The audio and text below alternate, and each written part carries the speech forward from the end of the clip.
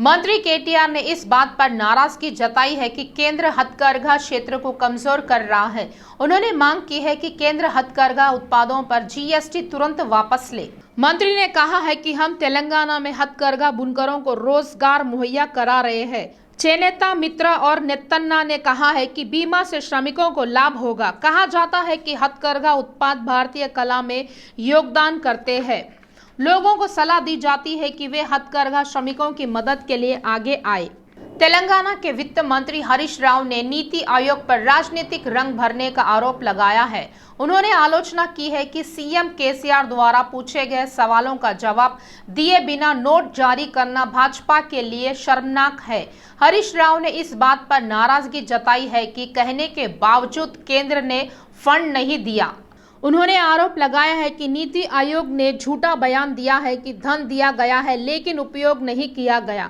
उन्होंने सीएम द्वारा पूछे गए सवालों का जवाब दिए बिना तथ्यों को पूरी तरह से गलत तरीके से पेश करने और बयान देने के लिए नीति आयोग की आलोचना की। हरीश राव ने आरोप लगाया कि नीति आयोग के बयान का उद्देश्य वित्त आयोग की सिफारिश के अनुसार धन का वितरण करके केंद्र की गलतियों को छुपाना है। मंत्री ने पूछा कि वित्त आयोग की सिफारिशों को उन राज्यों के लिए लागू किया जा रहा है जो काम नहीं कर रहे हैं, उन राज्यों के लिए क्यों नहीं जो अच्छी तरह से काम कर रहे हैं।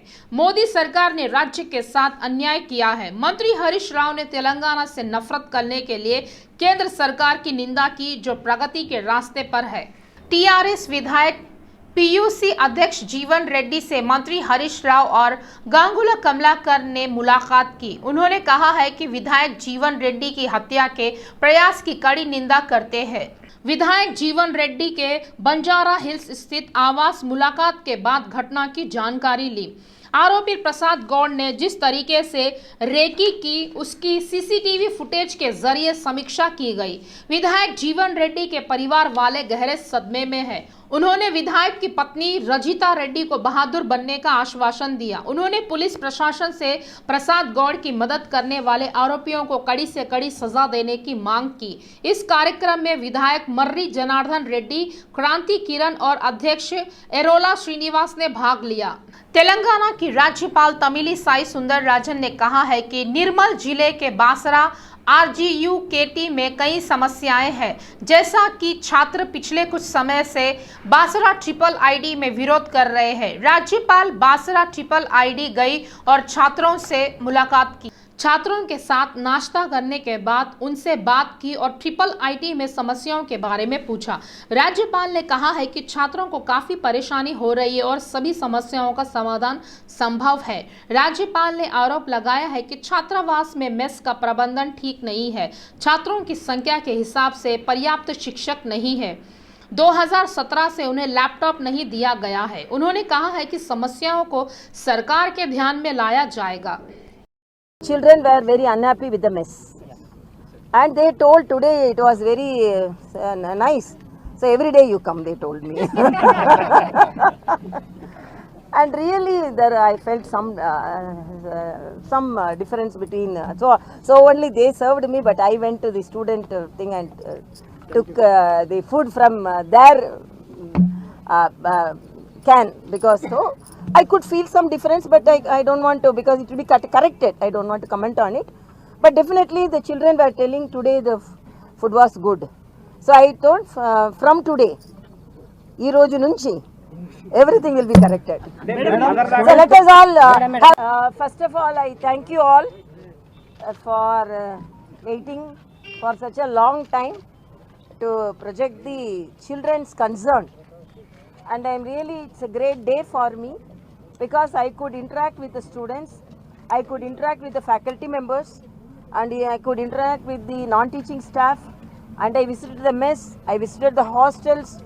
When the children actually interacted with me, I could meet the children separately. दासोजु श्रवण ने आरोप लगाया है कि टीपीसीसी अध्यक्ष रेवंत रेड्डी के नेतृत्व में तेलंगाना कांग्रेस में अराजकता है। उन्होंने कहा है कि अराजक परिस्थितियों ने उन्हें बहुत परेशान किया है। हाल ही में कांग्रेस से इस्तीफा देने वाले दासोजी श्रवण भाजपा में शामिल हुए। दिल्ली में पार्टी के तेलंगाना मामलों के प्रभारी तरुण चुग की मौजूदगी में उन्होंने भाजपा का दामन थामा। इस कार्यक्रम में केंद्रीय मंत्री किशन रेड्डी, सांसद लक्ष्मण, पूर्व सांसद विवेक और वरिष्ठ नेता मुरलीधर राव ने हिस्सा लिया। भाजपा नेताओं ने श्रवण को पार्टी में शामिल होने के बाद बधाई दी। श्रवण ने आरोप लगाया कि उन्होंने पार्टी के लिए एक कार्यकर्ता के रूप में दिन रात मेहनत की, लेकिन रेवंत रेड्डी के पीसीसी के अध्यक्ष बनने के बाद कांग्रेस पार्टी में जाति और धन को प्राथमिकता दी गई। उन्होंने कहा है कि वह रेवंत के नेतृत्व में अराजकता परिस्थितियों से परेशान है। हैदराबाद सिकंदराबाद मारवाड़ी महिला संगठन द्वारा फ्रेंड्स इन सर्विस हैदराबाद के संयुक्त तत्वावधान में निःशुल्क चिकित्सा शिविर का आयोजन किया गया। यहां स्वास्थ्य शिविर आर्य कन्या विद्यालय हनुमान टेकड़ी में आयोजित किया गया। स्वास्थ्य शिविर में उपस्थित राजेंद्र दाहिमा ने कहा है कि वर्तमान परिस्थितियों में चिकित्सा इतना महंगा हो गया है कि गरीब अपना बेहतर इलाज नहीं करा सकते हैं। उन्होंने कहा है कि इस तरह के निःशुल्क स्वास्थ्य शिविर से विशेषकर गरीबों को सबसे ज्यादा फायदा होगा। उन्होंने इसके लिए सिकंदराबाद मारवाड़ी महिला संगठन फ्रेंड्स इन सर्विस हैदराबाद के सदस्यों के इस परोपकार कार्य के प्रति विशेष आभार व्यक्त किया। श्रीमती कलावती जाजू ने इस अवसर पर कहा है कि शिविर में आने वाले मरीजों को निःशुल्क दवाइयां उपलब्ध कराई गई है। उन्होंने इस चिकित्सा शिविर में अपना सहयोग देने वाले सदस्यों और गणमान्य लोगों के प्रति आभार व्यक्त किया। उन्होंने कहा है कि अगर किसी को इलाज या शल्य चिकित्सा की आवश्यकता है तो वह उनका इलाज कराने के लिए तैयार है। फ्रेंड्स इन सर्विस और मारवाड़ी महिला संगठन की ओर से ये कैंप का हम लोगों ने आयोजन किया है। इस कैंप को रखने का उद्देश्य यही है कि जो आज की परिस्थितियां इतनी विकट हो चुकी है, लोगों को आर्थिक मुसीबतों का बहुत सामना करना पड़ता है। इसके लिए दो संगठन मिलकर जो डाउन ट्रॉडन पीपल है, जो गरीब निर्धन लोग हैं, उनके लिए कैंप का आयोजन किया गया है। इस कैंप के अंदर विशेषकर MNJ cancer hospital and research centre की टीम, जिसमें RMO डायरेक्टर और दूसरे डॉक्टर्स यहाँ पर 15-20 लोग आए हैं, और आई स्पेशलिस्ट में doctor A Sai Baba Gaur Padmashri awardee वो यहाँ पर मौजूद है। उनकी टीम के साथ उन्होंने सबको आँखों का गरीब लोगों के लिए जो भी सर्जरी होगी वो फ्री में हम लोग सर्जरी करेंगे, और कैंसर का जो भी पेशेंट डिटेक्ट होगा उसका जो निर्धन होगा उसका फ्री इलाज में MNJ कैंसर हॉस्पिटल में कराया जाएगा। हम लोग मेडिसिन भी फ्री में दे रहे हैं। मैं अकेली काम नहीं कर रही हूँ, पूरी टीम, इन सभी के सहयोग से ये कैंप आज पूर्णतः अच्छी तरह से सफल हो रहा है, और अभी हम इस कैंप को जारी रखेंगे 3-4 बजे तक। हैदराबाद सिकंदराबाद महिला संगठन द्वारा जो आज निःशुल्क मेडिकल कैंप आयोजन किया गया है और बहुत बढ़िया चेकअप हो रहा है, लोगों को इससे काफी लाभ हो रहा है। और मैं ये चाहूँगा कि भविष्य में भी मतलब इस प्रकार आज की आवश्यकता है मेडिकल की, इस बारे में ज़्यादा सोचना चाहिए। एक तो ओरल कैंसर बोलते हैं, और दूसरा है सर्वाइकल कैंसर, और तीसरा है ब्रेस्ट कैंसर। और सर्वाइकल और ब्रेस्ट कैंसर अभी तो बहुत ज़्यादा हो रहा है। इसका स्क्रीनिंग है सर्वाइकल कैंसर के वास्ते तो हम पैप्समियर बोलकर एक छोटा सा गायनिक टेस्ट रहता, वो तो 25 ईयर्स से 65 ईयर्स तक हम कर सकते हैं। एवरी 3 ईयर्स को हमको करना पड़ता, ये है पैप्समियर। और दूसरा है मैमोग्राफी बोलते हैं, और ये मैमोग्राफी हम 40 ईयर्स के बाद कर सकते हैं। इस मैमोग्राफी से क्या है कि हमको सेल्फ ब्रेस्ट एग्जामिनेशन में कुछ गड्ढा है तो 2 सेंटीमीटर्स या उसके एबो हमको मालूम पड़ता, मगर ये मैमोग्राफी से क्या है कि हमको उससे छोटा 1 सेंटीमीटर से छोटा ही कुछ गड्ढे हैं तो वो हम मालूम कर सकते हैं। आजादी का अमृत महोत्सव के तहत प्रधानमंत्री मोदी के आह्वान पर मंडल के मनोनीत सदस्यों ने छावनी के कई वार्डों में रामकृष्णा के नेतृत्व में पद यात्रा का आयोजन किया। रामकृष्णा ने हर घर तिरंगा के नारे के साथ 5 और 6 वार्डों में हर घर में राष्ट्रीय ध्वज वितरित किया।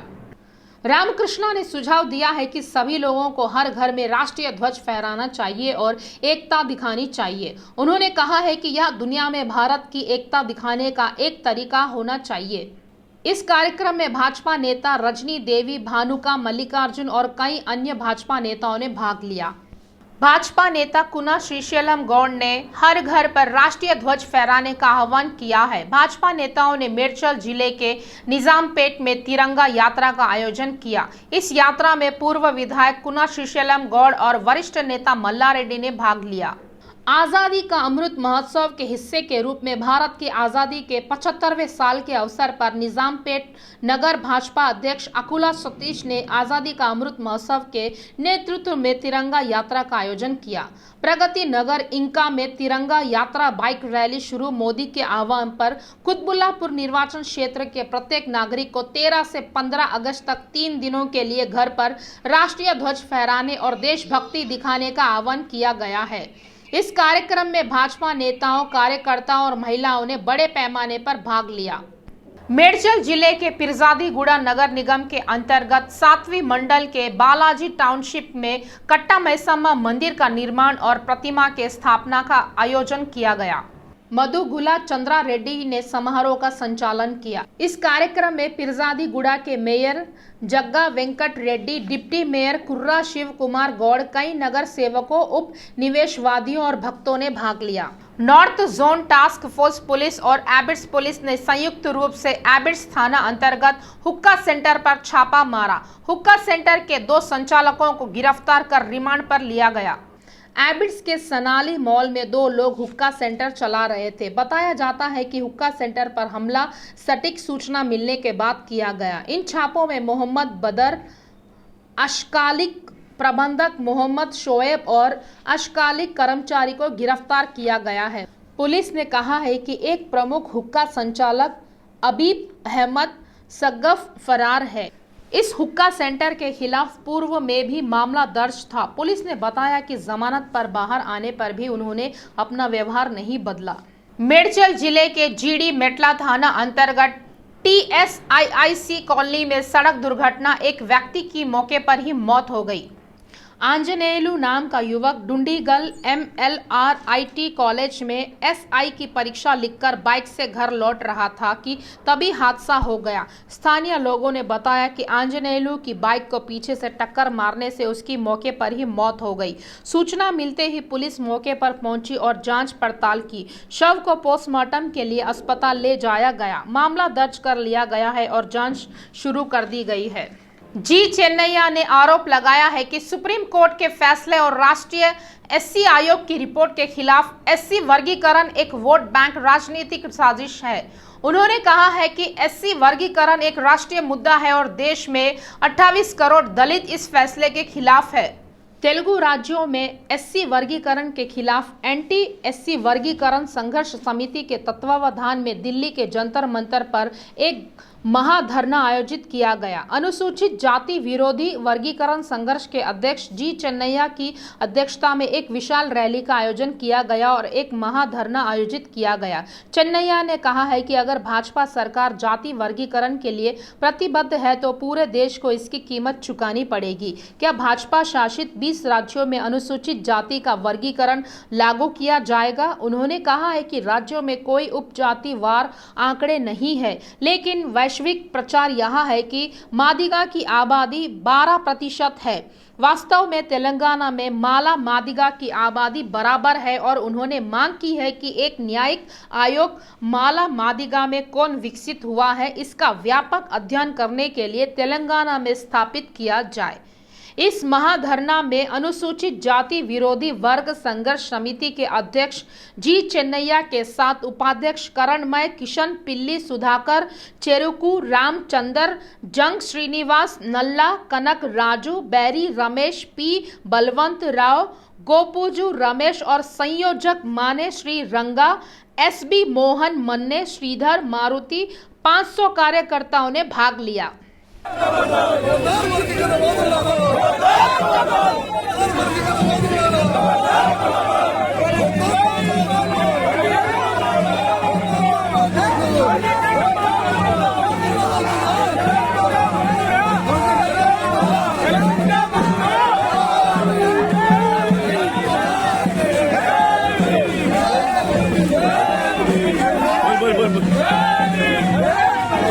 भारतीय अंतरिक्ष अनुसंधान संगठन इसरो ने जानकारी दी है कि SSLV रॉकेट की लॉन्चिंग सक्सेसफुल रही, लेकिन दोनों सैटेलाइट से किसी भी तरह का डेटा मिलना अब बंद हो गया है।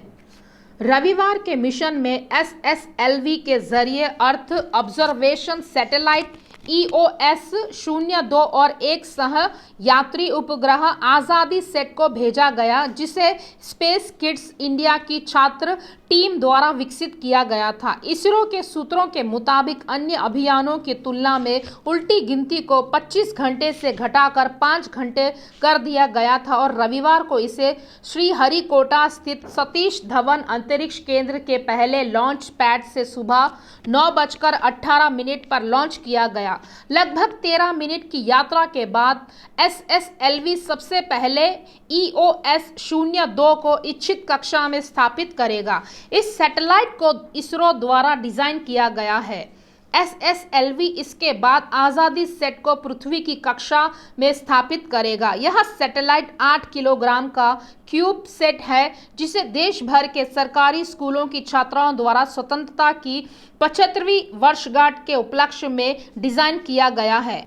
आज़ादी सैटेलाइट में 75 अलग अलग उपकरण हैं, जिनमें से प्रत्येक का वजन लगभग 50 ग्राम है। देश भर के ग्रामीण क्षेत्रों की छात्राओं को इन उपकरणों के निर्माण के लिए इसरो के वैज्ञानिकों द्वारा मार्गदर्शन प्रदान किया गया था, जो स्पेस किड्स इंडिया की छात्र टीम द्वारा इंटीग्रेटेड है। स्पेस किड्स इंडिया द्वारा विकसित ग्राउंड सिस्टम का इस्तेमाल इस सैटेलाइट से डेटा हासिल करने के लिए किया गया। बर्मिंघम में 22वें कॉमनवेल्थ गेम्स के 10वें दिन के मुकाबले जारी है। भारत ने बॉक्सिंग में 2 गोल्ड जीत लिए हैं। नीतू धनदास और अमित पंघाल ने अपनी अपनी वेट कैटेगरी में गोल्ड जीता। वहीं मेंस ट्रिपल जंप इवेंट में भारत को गोल्ड और सिल्वर दोनों मिला है। भारत के एल्डोस पॉल ने 17.03 मीटर की छलांग के साथ गोल्ड जीता। भारत के ही अब्दुल्ला अबू बकर ने 17.02 मीटर की छलांग के साथ सिल्वर जीता। ये कॉमनवेल्थ इतिहास में पहला मौका है जब भारत के 2 खिलाड़ियों ने मेंस ट्रिपल जंप में गोल्ड और सिल्वर दोनों जीता है। अन्नू रानी ने महिलाओं की जेवलिन थ्रो में ब्रॉन्ज जीत लिया है। उनका सबसे बेहतरीन प्रयास 60 मीटर का था। वहीं ऑस्ट्रेलिया की केल्सी ने 64 मीटर भाला फेंक कर गोल्ड अपने नाम किया। अन्नू रानी ने 60 मीटर का दूर भाला फेंका और भारत को एक और मेडल दिलाया। फाइनल में नीतू ने इंग्लैंड की डेमी जेड को 5-0 से हराया। अमित ने इंग्लैंड के मैकडोनल्ड को 5-0 से मात दी। भारत के 2 और मुक्केबाज निखत जरीन 50 केजी और सागर अहलवाद 92 केजी स्वर्ण पदक से चंद दूर है। मौजूदा सीजन में भारत के 16 गोल्ड हो गए हैं। टेली में उसके मेडल्स की कुल संख्या 45 हो गई है। भारत के हिस्से में 12 सिल्वर और 17 ब्रॉन्ज भी आए हैं।